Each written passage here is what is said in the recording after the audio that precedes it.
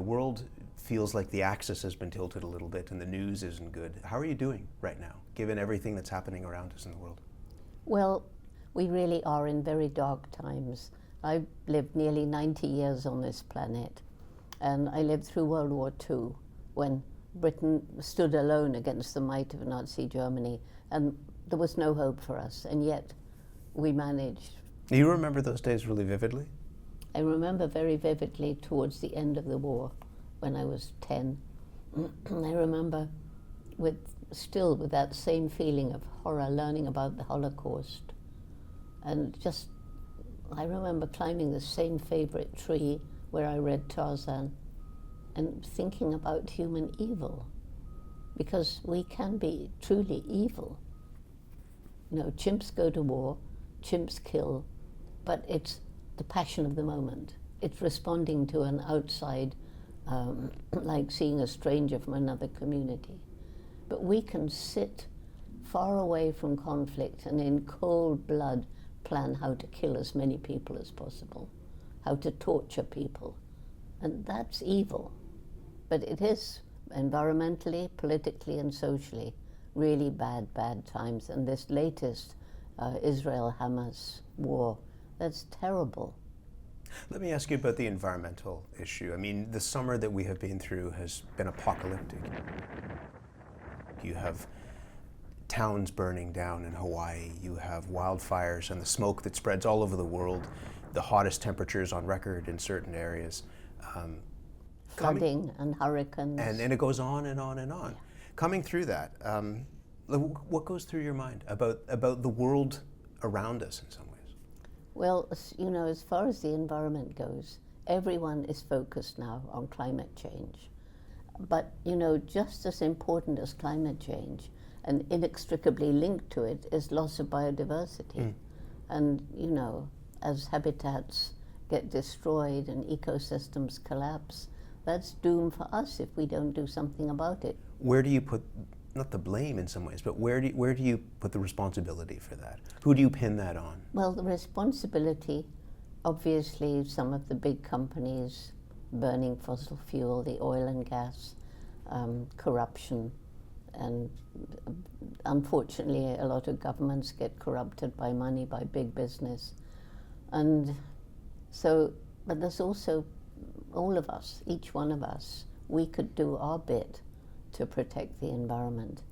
And so many people, you know, they feel helpless, hopeless, so they do nothing, and they carry on with business as usual. Do you understand that? Do you understand that sense of being overwhelmed? That people think this problem is intractable? That is exactly what's happening. And that's why if our young people have that attitude, well, we're doomed, because they are the future. The thing is that we've got to work with them to try and at least slow down climate change and loss of biodiversity. Maybe you could help. And I began our youth program, Roots and Shoots, way back in 1991, and it's growing really fast across Canada, which is wonderful.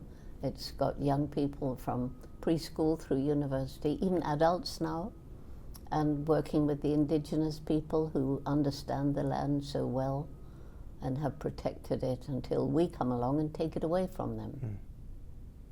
What's most alarming to you about the biodiversity loss that we're seeing right now?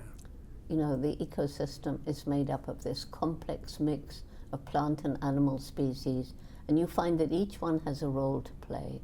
And so if you think of it as like a beautiful living tapestry, every time a species goes from that particular ecosystem, it's like pulling a thread from the tapestry. So if enough threads are pulled, the tapestry hangs in tatters, the ecosystem collapses.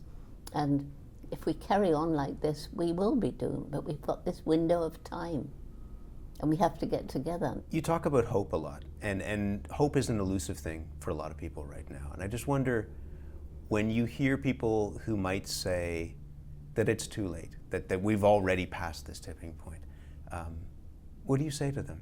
Do you understand where they're coming from? Yes, well, a lot of scientists are saying that. And David Suzuki said that to me. He said it's too late. And I'm not alone among scientists to believe there's this window of time when we can at least slow it down, start slowing it down, start saving the forests, and there is a much greater awareness. So I try and convince them by telling stories about, I've seen places totally destroyed, like Sudbury. Mm-hmm. And, that's one of the stories in the latest IMAX film. That it's a mining town that was a moonscape, and that you're there helping people to plant trees That's and right. regrow a forest. I always give my tree a little kiss, because I want to give the tree energy, and I want the energy from the tree.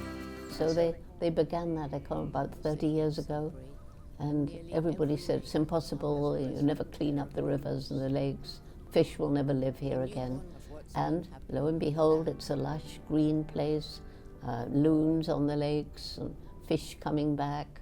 Do you put much hope in leaders, in elected representatives to figure out a way forward? Well, you do get passionate people in government, but so often they're overruled. And, that's one big problem. You can have a president who really cares about the environment, puts lots of protections in place, and then the next president comes along and undoes them. I mean, that's what happened in the US.